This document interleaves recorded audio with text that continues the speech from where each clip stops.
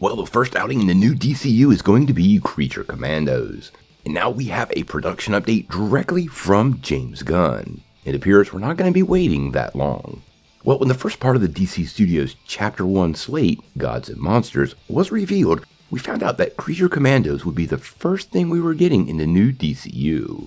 Now, James Gunn said from the beginning his plans was to tell stories in live action, but also in animation and video games, and it appears Creature Commandos is going to kick all of that off. Now, if you're unfamiliar with the Commandos, it revolves around characters like Rick Flag Sr., who many believe is going to be played by Frank Grillo, but it also includes Nina Mazursky, Dr. Phosphorus, Frankenstein, G.I. Robot, The Bride, and Suicide Squad's Weasel. Now, this task force was assembled by Amanda Waller, just like the Suicide Squad, and is likely to be the key to the monster half of the slate title, which could be bigger than expected considering Swamp Thing is on the way. Now, James Gunn has already confirmed some actors for Creature Commandos. We talked about Frank Grillo the other day. And he also made it clear that these characters in live action will be played by the same actors that voice them in the animated series. So I think that's pretty cool. Now recently on Twitter, James Gunn was asked if there was any other news about Creature Commandos. And he had a short but concise answer. Starting production, almost done casting.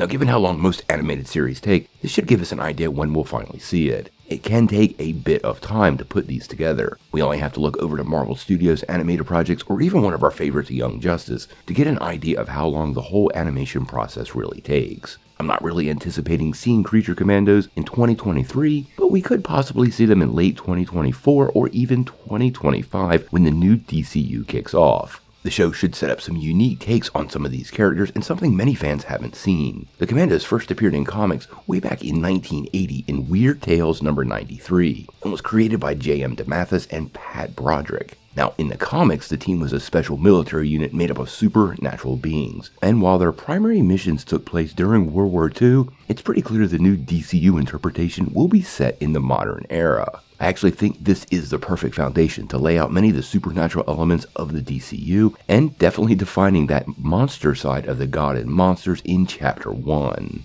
Now, obviously, when we get some more updates on Creature Commandos, we're going to bring it to you right away. I think this series is going to have some special places for fans, and I do hope they hit a home run because the kickoff for the new DCU is going to be important.